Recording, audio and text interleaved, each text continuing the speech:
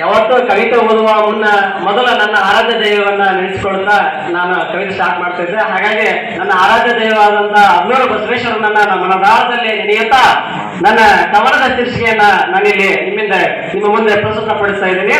ನನ್ನ ಕವನದ ಶೀರ್ಷಿಕೆ ತೀರಿಸಲಾಗದ ಋಣಾನುಬಂಧ. ಉಸಿರು ಬಸಿದು ಉಸಿರು ನೀಡಿದೆ, ಉಸಿರು ಬಸಿದು ಉಸಿರು ನೀಡಿದೆ, ಹಸನ ಬದುಕಿಗೆ ಹೆಸರು ಮಾಡಿದೆ. ಮರೆ ನಮ್ಮ ನಿನ್ನ ನೀನಿರದೆ ಈ ಜಗವೇ ಶೂನ್ಯ, ನಿಜ ದೈವ ನೀನಾದೆ. ನಿತ್ಯ ಬದುಕಲಿ ನೋವ ನುಂಗಿ ನಲಿವ ತಾಯಿ, ಮಾಂಸ ಮುದ್ದೆಗೆ ಜೀವ ತುಂಬಿದ ಮಹಾಮಾಯಿ. ನಿನಗಿಲ್ಲ ಸರಿಸಾಟಿ ನೀ ಕರುಣಾಮಯಿ.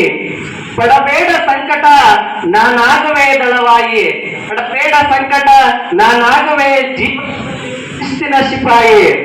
ಬಂದ ಕಷ್ಟಗಳ ತಳ್ಳುವೆನು ದೂರ, ಚಿಂತಿಸದಿರು ಎಣಿಸುವೆನು ನಿನ್ನ ಭಾರ.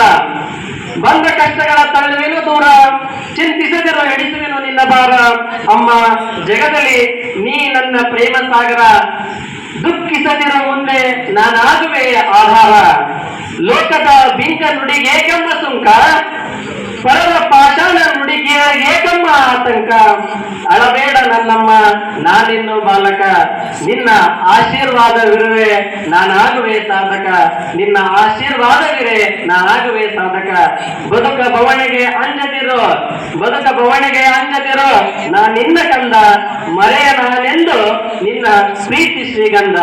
ತೀರಿಸಲಾಗದು ನಿನ್ನ ಜನ್ಮ ಋಣಾನುಬಂಧ, ಇದನ್ನರಿಯದಲ್ಲದವನೇ ನಿಜವಾದ ಅಂದ, ಇದನ್ನರಿಯದವನಲ್ಲವೇ ನಿಜವಾದ ಅಂದ. ಅವಕಾಶಕ್ಕಾಗಿ ಧನ್ಯವಾದಗಳು.